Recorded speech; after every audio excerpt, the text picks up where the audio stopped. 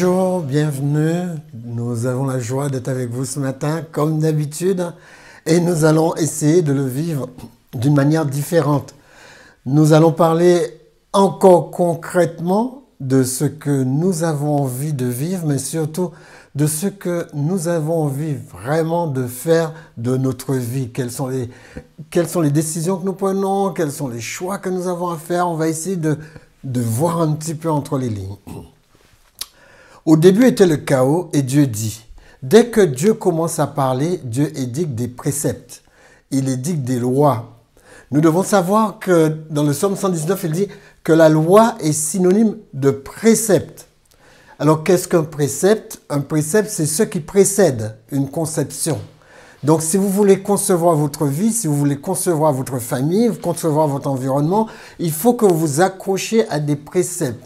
À ces préceptes qui vont amener de vrais concepts. Donc la parole de Dieu, quand vous dites « tu ne tueras point », c'est un concept. C'est un concept, mais ce précepte prépare à ce qu'on puisse le vivre.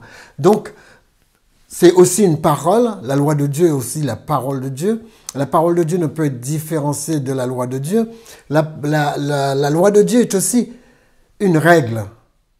Pas seulement un précepte, mais une règle. Cette règle, elle crée un cadre dans lequel s'épanouir. C'est aussi un commandement, ou encore, dans la version, on dit une voie, un statut, une ordonnance, des sentences, des merveilles, dit David. Quand il parle de la loi de Dieu, il parle de merveilles. Ce sont des choses qui se répètent. Ce sont des choses qui, une fois appliquées, donneront les mêmes résultats. Mais la loi de Dieu, c'est aussi une promesse. Dieu s'engage dans ce qu'il dit, il s'engage dans ce qu'il promue, il promet. Il promue, voilà, promouvoir, il va s'attacher à ce qu'il va promouvoir et il va aussi l'emmener à sa réalisation. C'est Dieu qui veille sur ses règles. C'est pourquoi le juif dira que Dieu est enfermé dans sa loi. C'est-à-dire, une fois que Dieu l'a édicté, il est prisonnier de le faire aboutir. C'est extraordinaire. C'est ce qui nous préserve, c'est ce qui nous protège. Regardez ce que dit David dans le verset 142 du psaume 119. Il dit « Ta justice est une justice éternelle et ta loi est la vérité. » On a beau avoir des concepts sur la vérité, on a beau qu'est-ce qui est vrai, qu'est-ce qui n'est pas vrai, etc. Quand il s'agit de la loi de Dieu, il dit que c'est la vérité. Quand il s'agit, vous vous rappelez Jésus, quand il s'agit de parler de lui, il dit « Je suis le chemin, la vérité et la vie ». C'est lui qui le dit de lui-même. Donc, la loi de Dieu est la parole de Dieu, certes, puisque Jésus se personnifie comme la parole, mais c'est la vérité de Dieu. Il n'y a rien de vrai autre dans l'univers que ce que Dieu émet. Il n'y a pas d'autre vérité. On peut tirer des conclusions par rapport à des vérités qui sont déjà établies, comme la vérité d'une semence, comme la vérité de la pesanteur. On peut tirer une conclusion. D'ailleurs, l'homme, quand il étudie ce qu'il y a autour de lui, c'est pour tirer une conclusion. Mais Dieu a écrit cette conclusion. Il a projeté cette conclusion. Il a réfléchi à cette conclusion. Dieu a réfléchi à tout ce que nous découvrons. En fin de compte, chaque fois que vous découvrez une vérité naturelle, vous découvrez une partie de Dieu. Ta justice est une justice éternelle et ta loi est la vérité. Je reviens dessus. Et rappelez-vous ce que j'ai dit. Jésus lui-même dit, je suis le chemin, la vérité et la vie. Donc la loi, donc, dit l'apôtre Paul, est sainte et le commandement est saint, juste et bon. Il dit aussi que la loi est donc spirituelle. Quand on parle de Dieu, il n'y a que Christ qui revêt les mêmes caractéristiques que sa parole. Vous voyez pourquoi Christ s'appelle sa parole? Parce qu'il revêt les mêmes caractéristiques que ses règles. Il revêt les mêmes caractéristiques que ses préceptes. Il revêt les mêmes caractéristiques que ses ordonnances, puisque ses ordonnances sont spirituelles.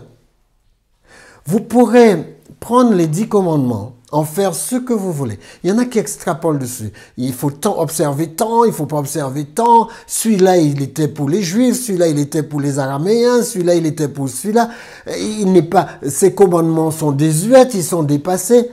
La Bible semble dire autrement, il semble dire autre chose que ce que nous venons de dire. Le commandement semble être saint, c'est-à-dire mis à part pour un usage sacré. Il semble être juste. Seul Dieu est déclaré juste. Seul Christ est déclaré juste. Seul le Saint-Esprit est déclaré juste. Et la parole est déclarée juste. Seul Dieu est appelé bon. Il n'y a de bon que Dieu seul, dit Jésus. C'est Jésus qui le dit. Et regardez, il déclare que cette parole, cette loi, cette règle, elle est bonne. Les amis, Christ égale sa parole et la loi de Dieu égale la parole. Donc Christ égale la loi. C'est pourquoi il dit, si vous m'aimez, gardez mes commandements. Sa loi est à lui, elle émane de lui, elle sort de lui. Il est la vérité, la loi est la vérité, parce que la loi émane de celui qu'on appelle vérité. Dieu dit qu'il y a des luminaires dans le ciel pour séparer le jour avec la nuit. Et Dieu va établir une règle. Il dit, il va établir des signes pour marquer les époques, les jours et les années. Les amis, quand quelqu'un me dit qu'il ne croit pas en Dieu, je lui dis, mais attends, la journée qui commence là, elle a été établie comment? Elle a été établie quand? La Bible semble dire que c'est Dieu qui l'a établie. Dieu a établi la nuit, il a établi le jour, c'est lui qui l'a établi. Moi, je n'ai de cesse de me dire, j'ai quand même un privilège de pouvoir m'appuyer sur le Dieu de l'univers. Les amis, Dieu créa l'espèce humaine, Adam, à son image. Il le créa à l'image de Dieu. Il le créa mâle et femelle. C'est une loi. C'est un précepte. C'est un préconcept. Le concept de l'homme et de la femme se trouve ici établi. Dieu l'a écrit. Dieu a dit, je le fabrique. C'est moi qui le fabrique. Dieu n'a pas fabriqué 10 000 genres. Il a fabriqué 2. Il a fabriqué l'homme et la femme. Il n'y a que ces deux individus qui font partie de la loi établie par Dieu, la loi de l'humanité. Parce que Adam, c'est l'espèce humaine. La loi de l'espèce humaine, c'est mâle et femelle. Il n'y en a pas d'autre. Tout ce qu'on peut inventer, tout ce qu'on peut essayer d'argumenter. D'ailleurs, je vais le dire franchement, il y a des choses à ne pas argumenter. Il y a des sourires à afficher. Quand vous trouvez que quelque chose est trop idiote, quelque chose, faites silence. Votre silence écrase celui qui est en face. Vous n'avez pas besoin d'arguments. Vous n'avez pas besoin d'argumenter la loi de Dieu. La loi de Dieu est établie et elle s'argumente toute seule. Les amis, la promesse de Dieu est dans la Bible et la loi de Dieu est dans la Bible. Les deux font partie d'un seul. À chaque promesse correspond une régulation, une règle. Dieu est le garant, c'est la garantie derrière la chose. C'est la raison pour laquelle nous ne sommes pas là en train de promouvoir quelque chose que nous ne maîtrisons pas. D'ailleurs, nous ne pourrons jamais le maîtriser totalement, mais nous maîtrisons une chose. Nous savons que cela émane de Dieu. Au moins ça, nous le maîtrisons. Les amis, Jean 14, verset 15, on dit, Jésus dit, si vous m'aimez, gardez mes commandements. D'ailleurs, Matthieu 19, verset 17, il dit, si tu veux entrer dans la vie, observe mes commandements. Ça, c'est la parole de Dieu. C'est lui qui a donné cette parole. Moi, j'ai plus foi dans cette parole que dans toute parole politicienne, ministérielle, je ne sais pas, de toute parole d'homme qu'il pourrait y avoir sur la terre. Moi, je vais promouvoir la parole qui émane de Dieu. Les amis, quand il n'y a pas de règles, quand il n'y a pas de loi, quand il n'y a pas de préceptes, quand il n'y a pas d'ordonnance, quand il n'y a pas de parole régulatrice, excusez-moi, quand il n'y a pas de parole régulatrice, il n'y a pas de caractère. Parce que pour avoir un caractère, il faut des caractéristiques. Et quand il n'y a pas de caractère, il n'y a pas de vie. Il n'y a pas de vie. Vous allez dans le mur. Vous savez, quand vous vivez à côté de quelqu'un qui a perdu la tête, vous avez vu comment la vie disparaît? Vous avez vu comment il n'y a rien de cohérent à construire? Eh bien, c'est la même chose quand il n'y a pas de règles. Quand il n'y a pas de règles, on vit à côté d'un fou. Les amis, Dieu n'aurait pas mis sa parole dans la balance s'il ne pouvait tenir parole. Alors dites-vous, pas de loi, pas de conscience, pas de loi, pas de morale. Ça n'existe pas. Qu'est-ce qui me dit que je ne peux pas tuer, je ne peux pas voler? Pas de loi, pas de code moral. Ça n'existe pas. Et pas de loi, pas de conscience. Romains 7, verset 7, nous, comme sommes dans 119, verset 105, qui nous montre que la loi de Dieu est une loi, c'est le sentier de la vie. C'est le sentier de la vie. Donc, dites-vous, vous ne connaissez pas le mal tant que le bien n'est pas défini. C'est pourquoi Dieu nous a dit, voilà la règle, voilà le chemin, marchez-y. Il dit, ce chemin va vous protéger. La vie que j'ai créée à des obstacles, à des dangers, mais ces règles vont vous protéger. La loi a été donnée pour notre garantie. Garantie, une assurance, c'est une assurance la loi, une assurance que je peux prendre cette direction. Les amis, avec la loi, au moins, les choses sont définies, on voit où on va. Alors, quelquefois, on peut se poser la question, est-ce que les principes de Dieu reposent sur la prière ou est-ce qu'ils reposent sur la loi? Regardez bien ces plantes. Ces plantes ne reposent sur aucune prière. Ce sont des principes. Elles reposent sur la loi de Dieu. Une loi établie par Dieu et qui se répète de génération en génération. Les amis, qu'est-ce qu'un commandement? Alors, mitzvah, en hébreu, un commandement, c'est un code de sagesse de Dieu pour conscientiser l'homme. C'est un code de sagesse de Dieu pour conscientiser l'homme, pour faire en sorte que la conscience s'établisse dans l'homme. Romains 2, 12 à 15 nous dit, que dirons-nous donc? Vous pouvez le reprendre dans Romains 7, 7. La loi est-elle péché? Non, loin de là. Beaucoup de gens s'imaginent on peut mettre la loi de côté parce qu'on a la grâce. Mais qu'est-ce que la grâce? C'est quoi cette grâce sans loi? Comment est-ce que ça marche? Les amis, la loi est-elle péché? Non, loin de là. Mais je n'ai connu le péché que par la loi. Effectivement, il faut mettre une règle en place pour savoir où marcher. Il faut mettre une règle pour savoir comment construire. C'est la règle qui définit la direction dans laquelle on va, le choix l'on peut faire. Car je n'aurais pas connu la convoitise si la loi ne dit tu ne convoiteras pas. C'est légitime. Alors, un code de sagesse de Dieu pour protéger l'homme, mais Jean 17, 7, il dit Jésus soutient que toute chose est tenue et supportée par sa parole puissante. Les amis, Jésus soutient toute chose par sa parole puissante. Quand vous lisez Hébreux 1, verset 3, quels que soient les principes que Dieu a établis, Dieu les soutient. Il les emmène à leur terme. Alors, la loi dénonce ce qui n'est pas conforme. Elle existe pour définir et arrêter sa prolifération et non pour s'en accommoder. Alors, fort de tous ces concepts que je vous ai donnés, je vais vous donner quelques points précis. Mais ces concepts, ce sont des concepts qui nous permettent de pouvoir accéder à la vie et de pouvoir développer notre accomplissement. C'est pas seulement avoir la vie. Comme je le disais, c'est pas seulement avoir la santé, il faut avoir la forme. C'est pas seulement avoir la vie, il faut l'accomplir. Il faut qu'on puisse développer la vie qu'on a et l'emmener à son évolution optimum. Romains 7, 12, la loi donc est sainte. Elle est sainte. Et le commandement est saint, juste et bon. Donc Romains 7 nous dit, la loi n'est pas péché. Elle n'est pas péché, loin de là. Les amis, on nous dit, elle est sainte. Alors d'où vient-il que certaines personnes puissent dire, on peut mettre la loi de côté?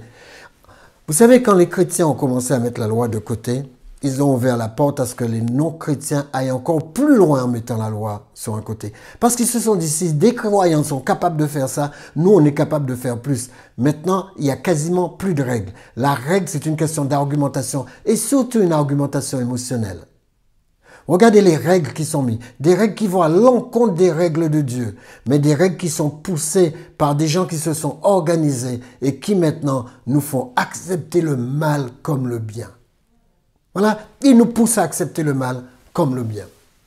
Deuxièmement, une décision est moins importante qu'une conséquence, car c'est une décision qui crée une connaissance. Quelles décisions certaines personnes peuvent-ils prendre alors qu'ils savent que ces décisions vont à l'encontre de la loi de Dieu? Et comment veulent-ils vivre sans qu'on puisse subir les conséquences? Les amis, Luc 14, verset 28, on ne vit pas avec une décision, on vit avec les conséquences de ces décisions. Et regardez autour de vous, nous avons des conséquences que nous n'aimons pas. Alors, essayez de comprendre, prenez de la distance. Ne prenez aucune décision sans étudier les conséquences. Prenez le temps de voir les conséquences. Je vais essayer d'entrer dans un exemple qui nous touche tous et nous devons arriver à faire la différence. L'argumentation des uns et des autres peuvent avoir leur partie solide et leur partie fragile. Mais Dieu n'argumente pas. Dieu aimait. Il aimait parce qu'il n'est pas en train de discuter ses règles, il est en train de nous donner quelque chose qui marche. Donc, en discutant ces règles, qu'est-ce qui se passe? On crée une ouverture au mal, une ouverture au péché, une ouverture au fait de manquer la cible. C'est ça, péché. Donc, essayons de comprendre ceci. La loi indique toujours la conséquence. Elle indique de manière intrinsèque la conséquence. Quand Dieu dit « tu ne tueras point », c'est parce que les conséquences, il les connaît. Il les a déjà étudiées et il sait où ça va. Les amis, une décision est facile à prendre quand vous connaissez les conséquences. Si on vous explique pourquoi observer le sabbat, une fois que vous avez vu les conséquences, vous allez faire le choix de l'observer parce que vous savez que c'est une règle divine. Et il en est de même du « tu ne tueras point ». Il en est de même de ne pas prendre le nom de Dieu en vain. Il y a une raison à cela. Donc, la loi, dit la Bible, donne la supériorité. Ce n'est pas seulement une supériorité morale. Il donne la supériorité dans les décisions. Vous savez, plus vous êtes élevé dans la prise de décision, plus vous restez à la tête. La Bible dit, une des bénédictions de Dieu, c'est prendre la tête des choses. C'est prendre la direction des choses. D'accord? Si tu obéis à la voix de l'Éternel, ton Dieu, en observant et en mettant en pratique tous ces commandements que je te prescris aujourd'hui, ton Dieu te donnera la supériorité sur toutes les nations de la terre.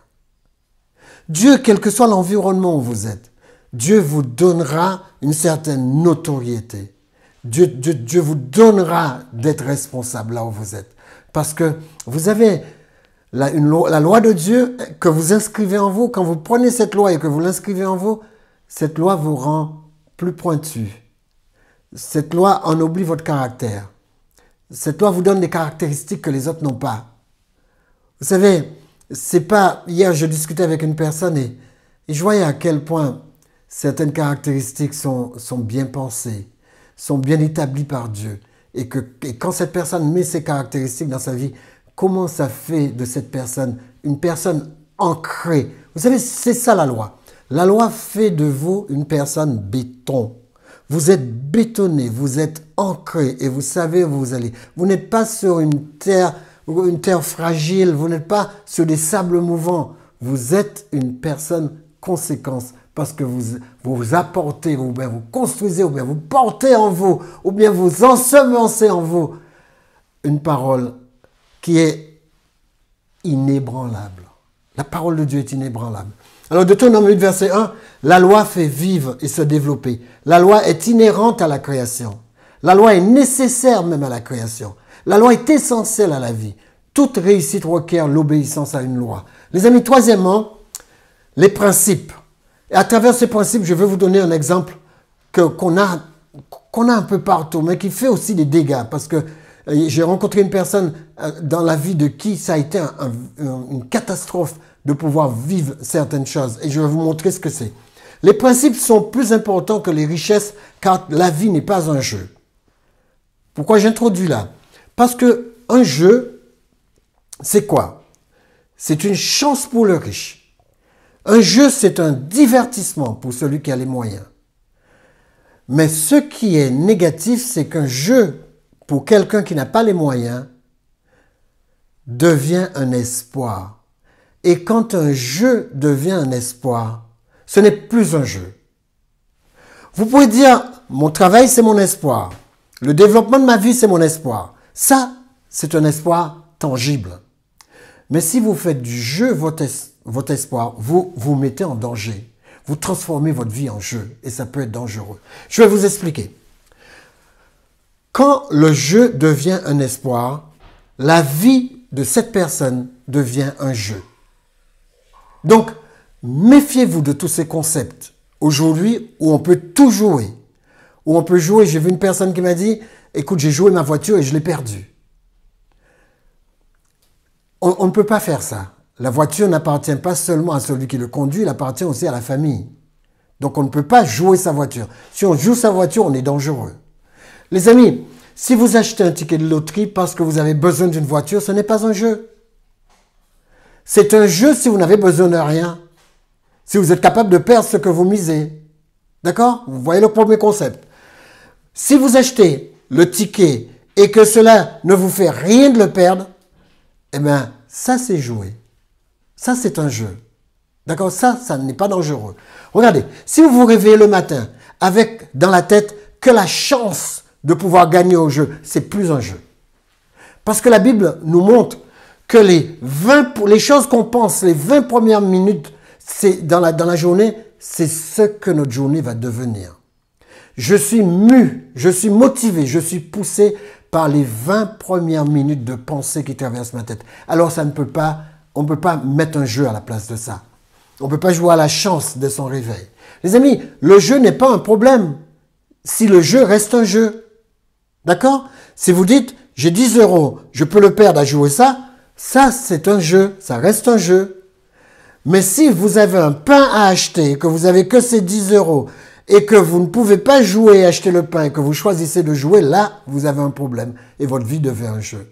Le jeu doit rester de la chance si vous êtes mature, et pas autre chose. Donc si le jeu devient un espoir, c'est là que le bas blesse. Si le jeu devient un espoir de vie, certaines personnes misent, ils vendent leur voiture, ils misent dans un jeu, parce que pour eux c'est un espoir, et là ils perdent tout. Alors si le jeu devient un espoir, si vous misez votre vie sur la chance qui est hypothétique, eh bien cela vous détruira. C'est là que ça ne marche pas. Alors le jeu n'est pas un problème s'il reste un jeu, d'accord? Mais le jeu n'est plus un jeu quand vous prenez de l'argent de votre budget établi pour pouvoir introduire dedans. Alors faites bien attention à ça. Je n'ai rien contre les jeux. D'accord? Mais je veux que vous fassiez la différence entre les deux. Quand vous choisissez entre votre facture d'électricité et un jeu, là vous avez un problème. Les amis, c'est pas étonnant qu'on vous dise qu'un jeu, vous ne pouvez pas miser vos besoins personnels. Faites attention, il peut y avoir un accrochage, une addiction. Mais alors, c'est à vous de rester la tête froide et savoir faire d'un jeu un jeu. Et pas autre chose qu'un jeu. Parce que si vous ne faites pas d'un jeu un jeu, vous allez faire de votre vie un jeu. Alors là, on peut passer. Quatrièmement, on ne peut pas construire ses revenus sur des mauvais principes. On ne peut pas se dire, je vais vendre de l'alcool pour pouvoir nourrir ma famille. C'est un mauvais principe. Pourquoi c'est un mauvais principe? Parce que cela détruit inévitablement des vies.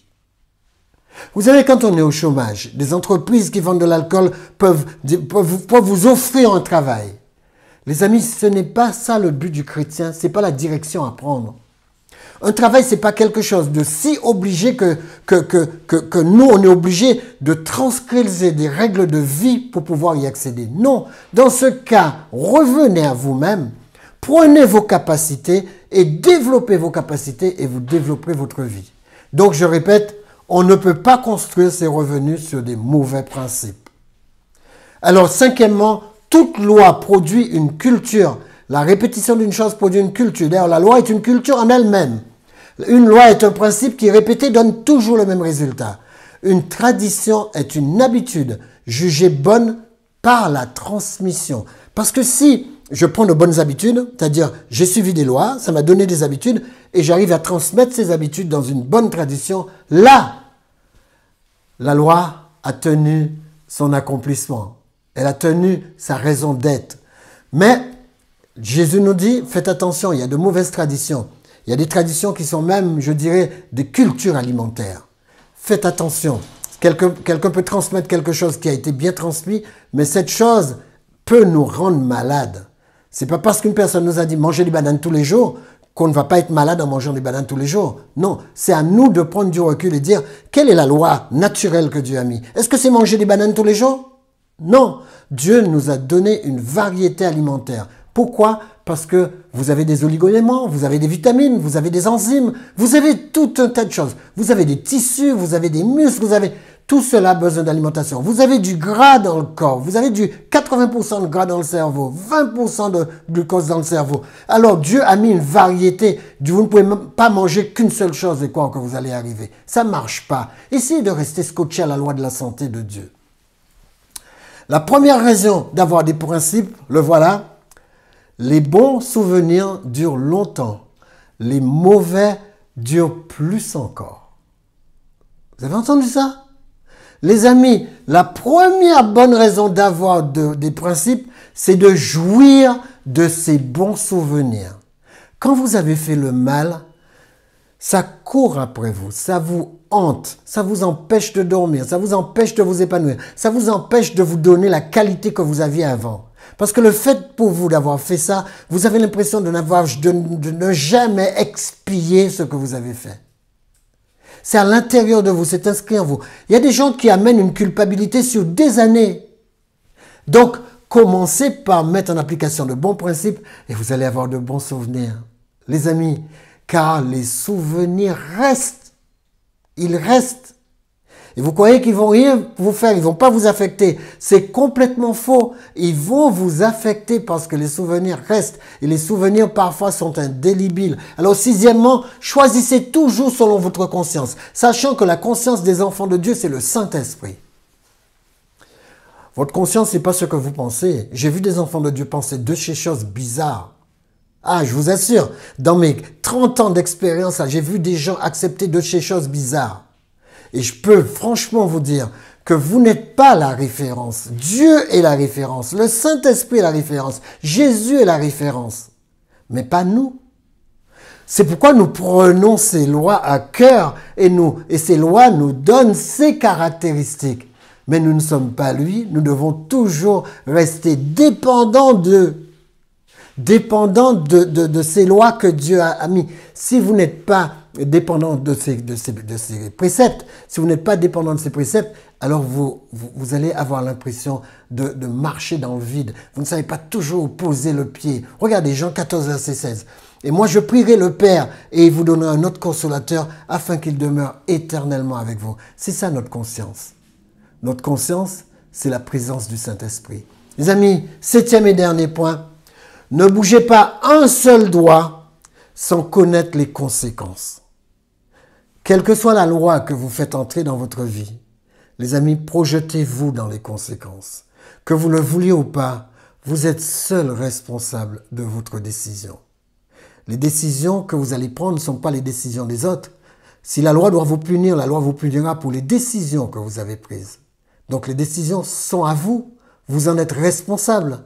Donc quand moi je choisis la loi de Dieu, je sais que je dépends de lui. Toute la responsabilité de sa loi repose sur lui. Aussi, quand je m'embarque dans sa loi, je sais que Dieu est ma garantie.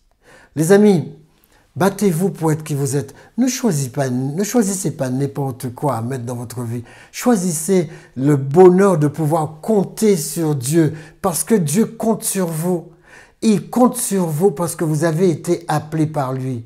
Et dites-vous bien, toute chose concourt au bien de ceux qui aiment Dieu et de ceux qui sont appelés selon son plan. Éternel notre Père Céleste, merci pour ta présence, merci pour ta puissance, merci pour ton plan et merci de ce que tu nous as tous appelés. Donne-nous de pouvoir répondre comme il le faut au nom de Jésus.